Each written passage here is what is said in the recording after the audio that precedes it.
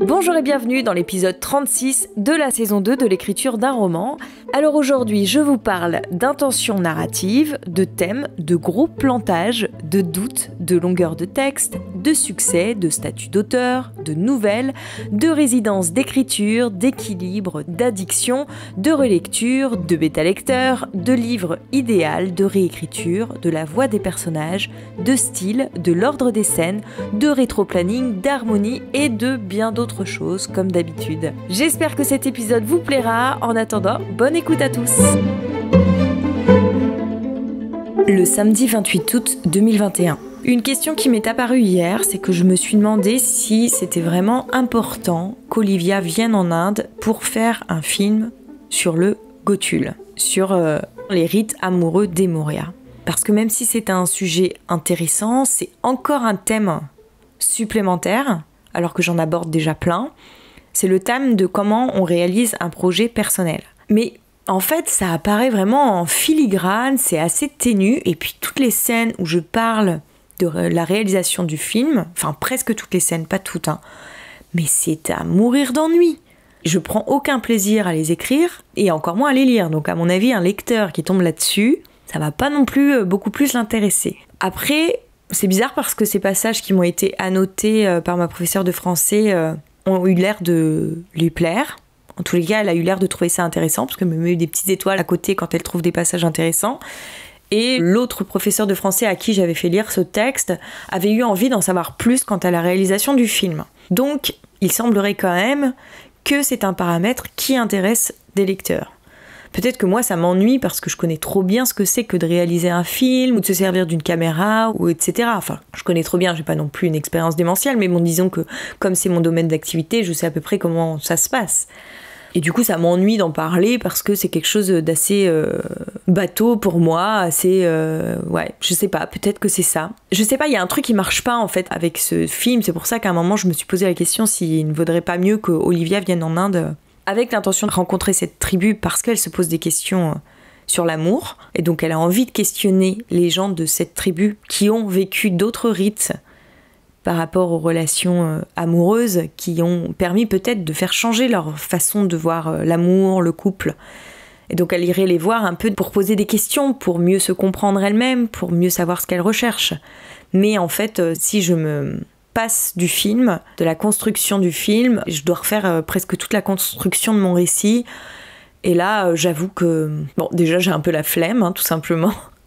J'ai l'impression que ça me redemanderait un travail énorme, alors que peut-être je peux arriver à faire quelque chose de bien avec ce que j'ai déjà comme structure. Parce que là, en fait, dans la version 20, là, celle de ma professeure de français, ça fonctionne plutôt pas mal. Alors je comprends qu'elle se soit un petit peu trompée sur le thème que j'ai voulu aborder, parce que c'est vrai que j'insiste beaucoup sur un paramètre de la relation que j'ai supprimé depuis, parce que je me suis dit qu'en fait c'était pas de ça dont j'avais envie de parler, et comme j'en parle beaucoup dans cette version, peut-être que c'est pour ça qu'elle a interprété mon histoire de la sorte.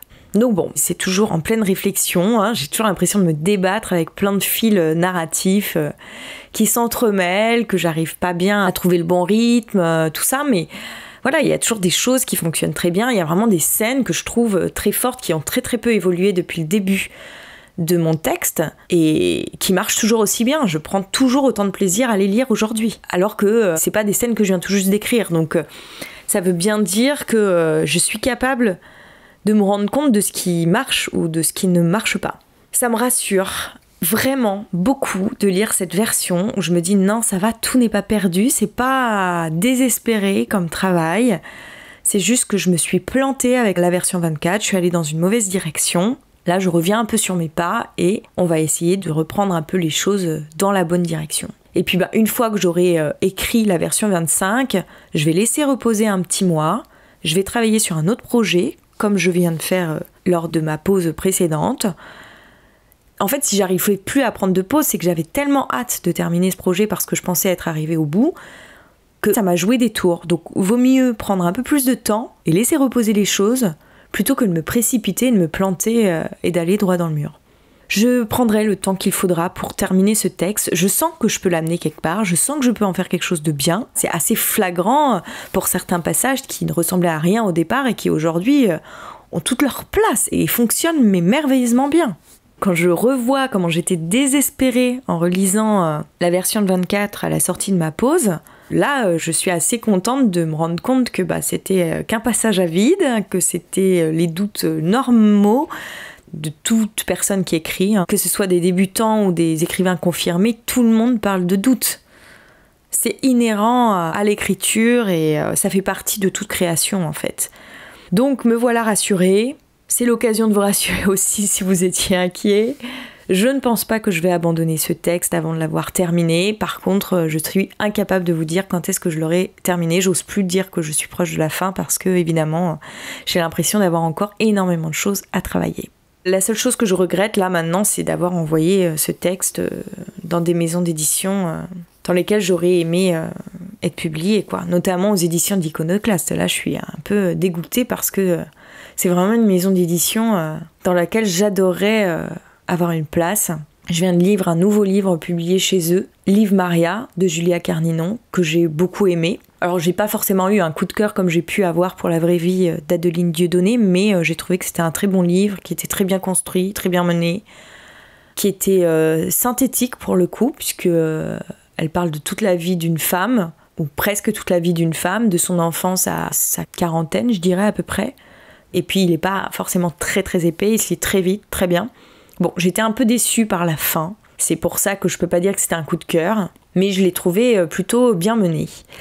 Et je pense que c'est aussi grâce au travail des éditrices qui permet de bien construire ces récits. Après, si je prends La vraie vie et Liv Maria, ce sont deux livres qui sont plutôt courts, on va dire, alors que le mien, il est beaucoup plus conséquent. Bon, maintenant, j'ai arrêté de me prendre la tête aussi sur la longueur de mon texte. S'il doit faire 800 pages, il fera 800 pages, tant pis, quoi. Bien sûr, je sais que pour un premier roman, c'est pas l'idéal. Je sais que ça me demande 10 fois plus de travail que pour un texte qui en aurait fait que 150 pages. Mais bon, je suis partie là-dessus, dans cette direction. Je peux rien y faire, hein. Puis dernièrement, d'avoir lu Tout le bleu du ciel, qui fait 800 pages en poche, ça m'a un peu rassurée, parce que finalement, ce livre se lit très bien. Alors, c'était peut-être pas son premier.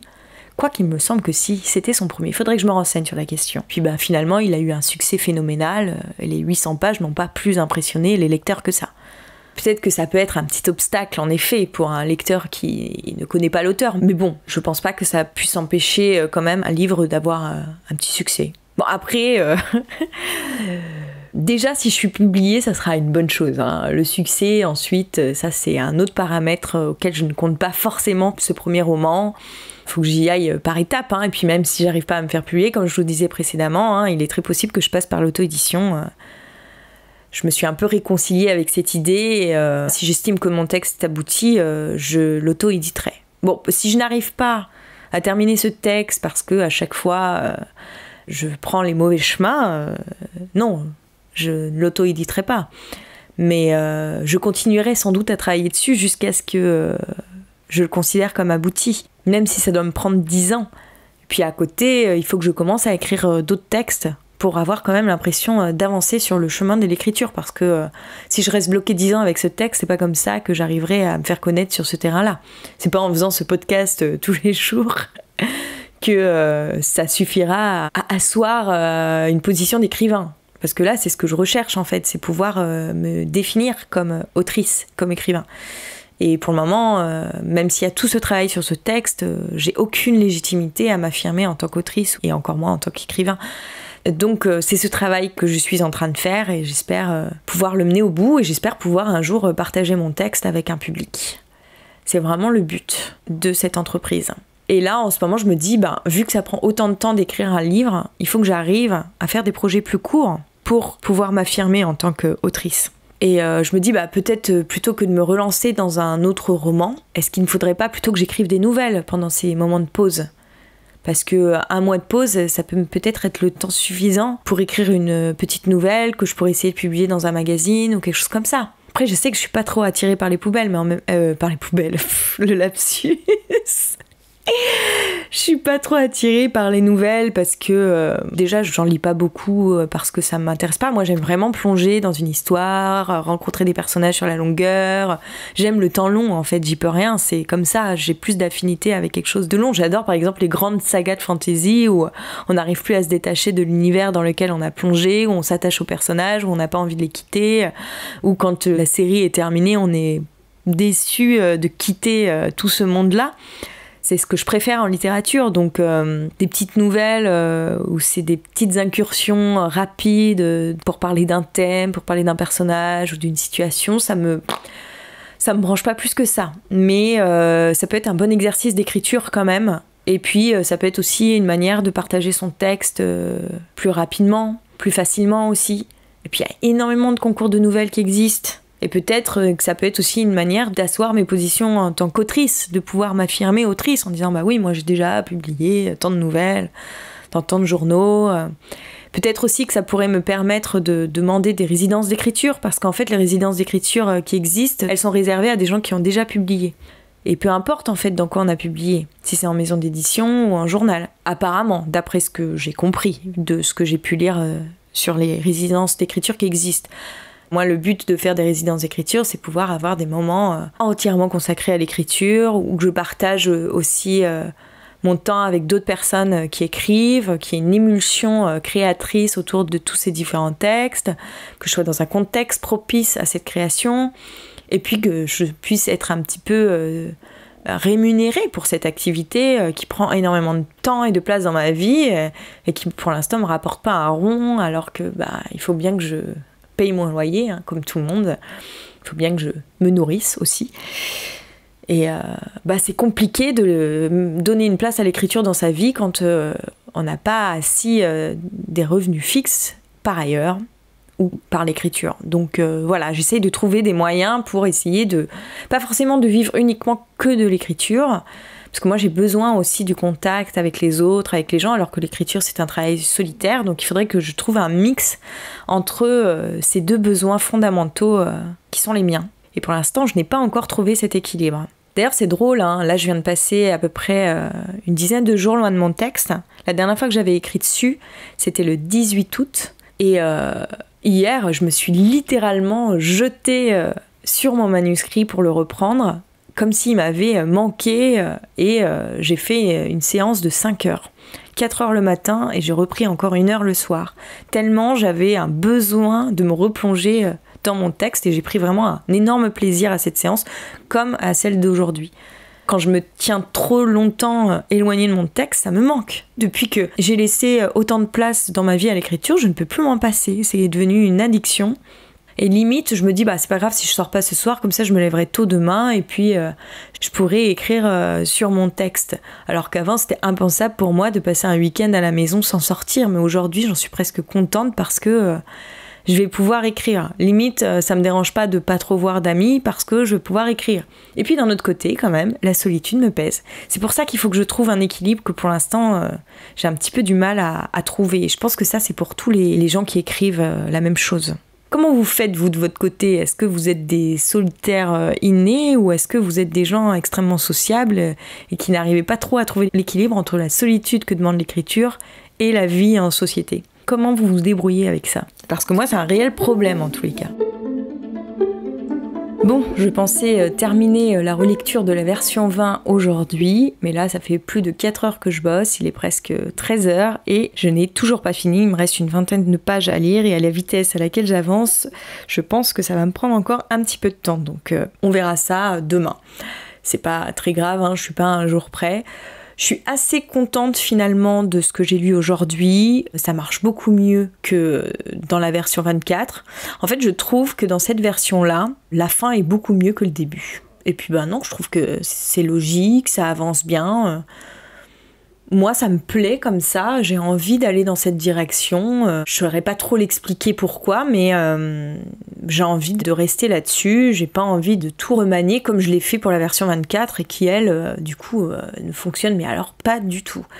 Donc là, c'est bien, je vais rester avec cette base-là en reprenant un petit peu des éléments que j'ai travaillés sur la version 24 et qui, pour le coup, marchent mieux suite à mon retravail, mais L'essentiel est là, dans la version 20, hein. Clairement, là j'ai à peu près mon histoire. Il y a quelques petites choses à affiner, des maladresses à transformer, des ordres à changer, un petit peu à modifier, mais la trame générale, elle est quand même là, hein. Franchement, je trouve que ça se lit bien. À la fin, d'ailleurs, c'est pour ça aussi que je voulais terminer aujourd'hui, hein. J'étais tellement accrochée par ce que je lisais que j'avais envie d'avancer très très vite.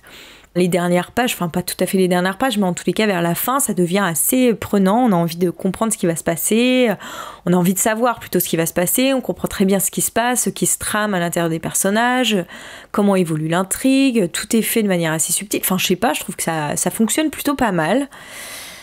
Je pense que je me suis un peu trop laissée influencer par les commentaires de ma professeure de français, qui certes étaient de très bons conseils, mais n'allaient pas forcément dans la direction que j'avais envie de donner à mon récit. C'est là où il faut faire attention quand on fait appel à des bêta-lecteurs, c'est que tout en faisant attention à ce qu'ils nous disent sur notre texte, parce qu'il y a toujours un fond de vérité, ça apporte toujours un éclairage nouveau, il faut faire attention à ne pas se laisser complètement influencer et submerger par leur opinion, et du coup à se laisser déposséder de son texte et ce qu'on a envie de faire de son texte. Il faut vraiment être vigilant. Pourtant je le savais, hein, mais je pense que je me suis un peu laissée avoir par rapport à ça, parce que ce regard a beaucoup d'importance pour moi en fait. Maintenant, va falloir que je me débrouille avec moi.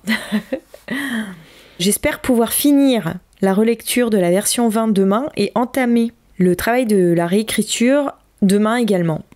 J'ai déjà un peu commencé avec la version 25. Il faudrait que je reprenne ce que j'ai commencé à faire, voir un petit peu sur quel mode j'ai envie de faire évoluer les choses. Dans la version 25, j'ai envie de laisser beaucoup plus de place au journal intime, mais plus du tout dans la logique qu'il avait dans la version 24. C'est-à-dire que dans la version 24, les passages de journaux intimes cherchaient qu'à appuyer les tribulations intérieures du personnage d'Olivia, alors que là, dans la version 25, j'aimerais plutôt que ça soit des passages un peu légers où elle raconte un peu qu'est-ce qu'elle découvre, les réflexions que ça lui inspire, les anecdotes qu'elle vit, où elle parle de sa découverte de l'Inde un petit peu, et que comme ça se dessine en filigrane ce paysage, les personnages qui font partie de ce monde, etc., sans que ça ait trop d'importance, de manière assez légère, mais que ça plante un décor vraiment dense en fait, dans lequel on peut vraiment s'immerger. Que les passages de journaux intimes changent un peu le rythme de l'histoire en y apportant une certaine légèreté, ce qu'ils ne faisaient pas du tout avant puisque c'était des passages d'introspection. Donc ça change complètement en fait un petit peu la donne du récit. J'avais l'impression que ce que j'ai commencé à écrire justement dans ce sens-là, version 25, ça fonctionne plutôt pas mal. En tous les cas, moi, ça me va bien comme ça. Et j'ai l'impression de pouvoir dire beaucoup plus de choses, pouvoir faire vivre beaucoup plus l'Inde de manière beaucoup plus intense que tout ce que j'ai fait auparavant, et que finalement c'est peut-être la bonne manière de procéder pour arriver à faire le livre que j'ai envie d'écrire. Je crois que j'ai une idée du livre que j'ai envie de faire sans savoir exactement, précisément de quoi il s'agit. C'est-à-dire que j'ai un idéal de livre, enfin un idéal que je peux atteindre, donc c'est pas vraiment un idéal, mais j'ai un projet de livre et j'essaye de l'atteindre en prenant tous ces chemins, en tâtonnant sur toutes ces pistes, un peu à l'aveugle, parce que je sais pas trop comment y arriver, parce que j'ai pas une idée très précise du résultat final, mais je sais ce dont j'ai envie quand même au fond de moi, quoi. Je sais pas si je suis très claire, mais en gros, je tâtonne pour essayer d'arriver ce vers quoi je tends, sans avoir une idée très claire de ce vers quoi je tends. En gros, c'est ça. Le mercredi 1er septembre 2021. J'ai commencé la réécriture de la version 25. J'ai débuté cette nouvelle étape en relisant ce que j'avais déjà réécrit, avec ces ajouts de passages de journaux intimes. C'est beaucoup moins bien que dans mon souvenir, mais bon, je laisse comme ça pour le moment. Je sais que c'est qu'un premier jet, il sera toujours temps de le retravailler par la suite. Je ne m'embête pas avec ça et je continue. J'ai pris beaucoup de notes lors de ma relecture de la version 24 et de la version 20. Je les relis pas forcément, j'essaye de travailler avec ce dont je me souviens pour aller à l'essentiel. Un peu comme ce dont je vous parlais dernièrement par rapport à la mémoire. On verra ce que ça donne, et puis à un moment, si je vois que ça fonctionne toujours pas bien, il sera toujours temps de relire mes notes et de voir ce que je peux ajouter, tout ça. Pour écrire mes passages de journaux intimes, je me base beaucoup sur la version 1, qui est intégralement écrite sous forme de journal. En fait, c'est pas vraiment La mise bout à bout de mes carnets de voyage, c'est déjà été un peu travaillé dans cette version, mais ça fait vraiment vivre le voyage tel que moi je l'avais vécu alors et on repart à l'essence des choses. Donc c'est pour ça que c'est bien que je me base là-dessus pour travailler mon texte. Par exemple, là je viens d'écrire un passage de journal intime qui pourrait s'intégrer juste après la rencontre, mais je ne suis pas sûre que je vais l'ajouter parce qu'il n'est peut-être pas utile dans le corps de mon texte. C'est peut-être un ajout superficiel. Donc je l'ai écrit, je sais que je l'ai. Si jamais je vois que ça ne fonctionne pas dans ma prochaine relecture, je pourrai toujours l'ajouter. Si ça fonctionne très bien comme ça, je laisse tel quel. Et je pense que c'est ce que je vais faire pour la plupart des scènes. Si jamais je vois qu'il y a des choses que j'ai envie d'ajouter, mais que ça risque d'être un peu superficiel, je les écrirai et puis je les laisserai de côté et on verra lors d'une prochaine relecture. Et quand je vous disais à un moment qu'il fallait que je trouve une voix à Olivia, j'ai l'impression que la façon dont j'écris les passages de journaux intimes, il y a beaucoup plus une voix qu'avant. C'est des moments très simples, comme on pourrait un peu se faire des réflexions à haute voix, dans une sorte de monologue interne, sans qu'il y ait un vrai travail sur la langue, sur la richesse du style, sans fioriture. Et je pense qu'il faut que je travaille cette simplicité dans les passages de journaux intimes, comme ça ferait vraiment un contraste par rapport au reste du texte. Bon, le reste du texte n'est pas non plus d'une grande complexité, mais disons que la langue est beaucoup plus travaillée que dans ces passages de journaux intimes. Mais j'ai vraiment envie de revenir à quelque chose de simple, sans plein de tournures de phrases alambiquées. C'est pas des prises de notes, mais presque en fait. On va voir. Puis autre chose que je voulais vous dire, j'hésite aussi un petit peu dans l'ordre des scènes entre la version 20 et la version 24. Au début, j'ai interchangé 2 scènes, et en relisant la version 20, je trouve que ça fonctionnait pas trop mal dans ce sens-là. Même si ça paraît assez logique, l'ordre de la version 24. En fait, pour vous expliquer ce que j'ai fait, j'ai interchangé 2 scènes pour qu'il y ait une progression. Dans la version 20, Olivia débarque chez son guide, puis il y a une scène où ils ont une discussion assez intime autour de leur passé, où elle découvre tout un pan du passé de son guide.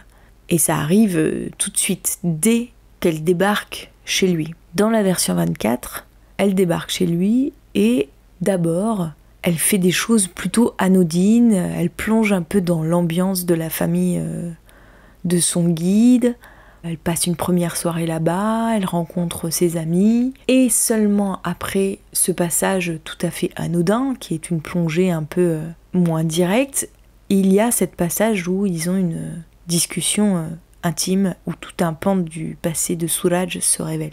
D'un côté, on est directement dans le vif du sujet, mais peut-être que ça va un peu vite. Et dans l'autre, la progression est peut-être trop lente et rend les scènes anodines beaucoup plus anodines et anecdotiques. Je sais pas si j'arrive à bien me faire comprendre. Mais le fait qu'il n'y ait pas en perspective la discussion qu'ils ont pu avoir entre eux, où tout un pan du passé du guide s'est révélé, les moments qui passent ensemble sont beaucoup plus anodins. On sent moins la connexion qu'il y a entre eux dans cette version, où la discussion intime vient après. En fait, le fait de vous expliquer qu'est-ce qui marche bien dans un cas ou dans l'autre, qu'est-ce qui marche pas, ça me permet moi-même de réfléchir à ce qui serait le mieux. Et du coup, je me demande si la version 20 n'était pas la plus appropriée. Pour l'instant, je vais laisser tel que c'est dans la version 24. Et si jamais je vois que ça marche pas très bien, je reviendrai à la version 20. Parce que à la version 20, si je trouvais que ça allait un peu vite, en même temps, ça marchait quand même plutôt pas mal. Alors, autant faire au mieux, même si ce n'est pas parfait. J'ai décidé maintenant de faire au plus simple, pas chercher à me compliquer la tâche. J'ai essayé beaucoup de choses, je suis allée dans beaucoup de directions, j'ai pris plein de pistes qui s'avéraient souvent être des impasses. J'ai fait plein de tests, j'ai trituré mon texte un peu dans tous les sens. Donc maintenant, je sais plus ou moins ce qui marche ou ce qui marche pas. A priori, maintenant, j'ai une bonne base avec la version 20 qui fonctionnait bien. J'ai retravaillé des choses dans la version 24 que je peux appliquer à la version 20, mais pas besoin d'aller chercher midi à 14h. Maintenant, on va essayer d'aller à l'essentiel pour pas me perdre et de faire quelque chose qui ressemble plus du tout à ce que je voulais faire au départ. Fin de séance, j'en suis à la page 42. J'ai calculé qu'aujourd'hui j'avais avancé de cette page. Je dirais que c'est à peu près la moyenne de tous les jours puisque j'ai repris, je sais pas trop, bon il faudra que j'affine ça. Mais en gros, si j'avance en moyenne de 7 pages par jour, il me faudra 31 jours pour faire la version 25. Bon, 31 jours, ça nous amène fin septembre. J'avais l'intention de finir mon texte pour l'envoyer chez ce lecteur professionnel fin octobre. Peut-être que ce sera faisable, mais en tous les cas, ça veut dire que fin septembre, je fais une pause d'1 mois et que je le relis début novembre. Oui, donc non, ça sera pas faisable fin octobre, en gros. Sauf si j'arrive à avancer plus vite sur la version 25. Mais bon, le but, c'est pas non plus de me speeder la tête. Le but, c'est de faire le mieux possible. Le vendredi 3 septembre 2021. Comme j'ai décidé dans la version 25 d'utiliser les passages de journaux intimes d'une autre manière, de façon à faire vivre l'Inde, ce qui permet de raconter des moments beaucoup plus anecdotiques de façon assez légère et presque un peu drôle pour le coup, je suis en train de réécrire la version 25 avec ce point de vue-là. Et je me suis rendu compte hier que lorsque ça faisait longtemps qu'il n'y avait pas eu un passage de journal intime, je ne retrouvais plus tellement le ton dans lequel il était écrit. Et du coup, c'était pas forcément très bon. Enfin, c'était pas harmonieux. Les passages entre eux n'étaient pas harmonieux. Le style change de l'un à l'autre. Donc, ça fonctionne pas bien. Je me suis dit, du coup, que le mieux, ça serait d'écrire tout mon roman sous forme de journal intime, avec ce ton-là, un peu enlevé, un peu drôle, et après de rajouter que les passages qui m'intéressent dans le corps de mon texte. Alors je sais que c'est encore une tâche un peu énorme dans laquelle je me lance, mais j'ai l'impression qu'il n'y a que comme ça que j'arriverai à trouver une certaine harmonie dans le texte. Du coup, je me suis attelée à ça aujourd'hui, j'ai relu le début de mon roman pour la énième fois. Je trouve que maintenant, il fonctionne très bien. En tous les cas, c'est mon avis du jour. Il n'y a plus grand-chose à modifier. Bon, il y aura toujours des choses à modifier, hein, mais disons que ça tient largement la route tel qu'il est à présent. Et j'ai commencé à réécrire tout le démarrage.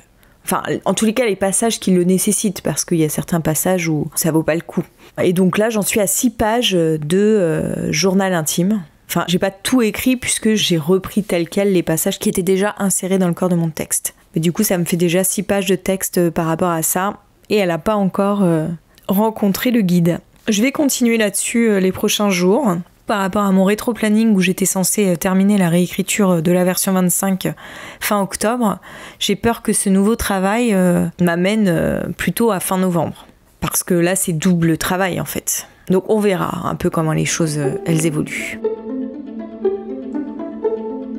Le mardi 7 septembre 2021. Je m'étais lancée dans la réécriture de la version 25 sous forme de journal, mais en fait, je pense que ça va me perdre un temps fou de faire ça.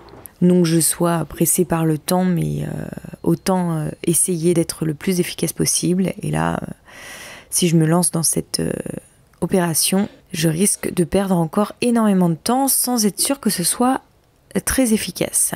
Avec cette réflexion que je me suis faite aujourd'hui, je me suis demandé comment je pouvais faire pour être le plus efficace possible. En fait, c'est le début qui me perturbe, c'est-à-dire je ne sais plus trop comment, par quel bout prendre les choses. J'ai repéré les différents éléments qu'il fallait que je mette en place au début. Donc j'ai différents thèmes que je dois développer dans le début de mon livre. Et je souligne dans quelles scènes je les développe, pourquoi elles sont développées à ce moment-là, qu'est-ce que ça crée. Et en fonction de ça, j'ai repéré du coup qu'il y avait une scène qu'il fallait que je retravaille, une scène de journal intime qu'il fallait que je retravaille pour lui donner un peu plus de corps, pour résumer un peu plus ce qui se passe. Il s'avère aussi que j'ai pas eu beaucoup le temps de travailler sur mon texte ces derniers jours. Par exemple, ce week-end, j'ai pas du tout travaillé dessus. Il y a eu plusieurs jours où j'ai pas pu m'y consacrer et je pense aussi que ces interruptions ne me font pas du bien parce que du coup, je perds un petit peu le fil et j'ai du mal un peu à m'y remettre là. Donc c'est pour ça que je suis un petit peu perdue. Je vais essayer d'être plus régulière en espérant pouvoir reprendre le fil de tout ça. Peut-être que bientôt je vais plus avoir autant de temps à me consacrer à ce projet de roman puisque je vais peut-être déménager. et redevenir salarié. Je sais pas trop comment ça va se passer. Bon bref, je vous tiendrai au courant de toute façon. Bon, je suis un peu fatiguée aujourd'hui, j'ai du mal à me concentrer sur ce que je suis en train de dire, donc je vais m'arrêter là. La suite de mes aventures d'apprenti écrivain au prochain épisode. J'espère déjà que celui-ci vous a plu. Si c'est le cas, on se retrouve dès la semaine prochaine, même jour, même lieu, même heure, vendredi à 18h sur votre plateforme de podcast habituelle. Et si vous avez envie de me donner votre point de vue quant à l'équilibre que vous avez trouvé ou non entre vie sociale et écriture dans votre quotidien, je serai ravie d'échanger avec vous à ce sujet ou sur tout autre sujet d'ailleurs. Pour ça, c'est très simple, vous pouvez me retrouver sur Instagram @AureliaHorner. Je vous mets toutes les infos dans la description de l'épisode. En tous les cas, un grand merci à vous pour votre écoute et je vous dis à très bientôt. Bonne semaine à vous.